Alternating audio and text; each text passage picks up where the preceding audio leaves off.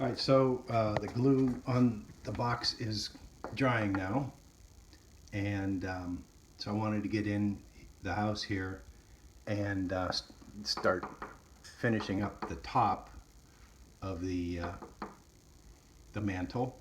So I needed to place this in the center.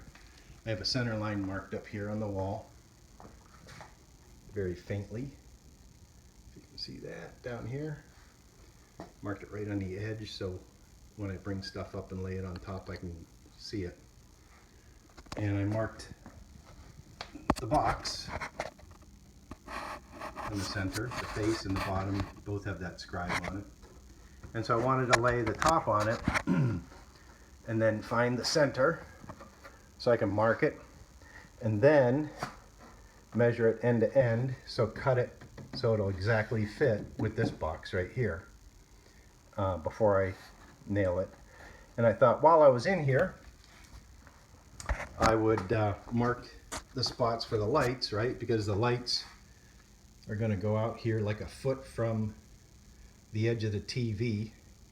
That's the edge of the TV as far as I can tell, 59 inches. And then a light will be here shining up. This is 24 inches right here, shining up on the wall. I think that'll be pretty.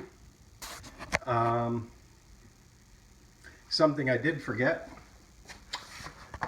since the I should have known better, since the top is so large compared to the bottom, I got this gaping hole right here that I'm gonna have to fix somehow.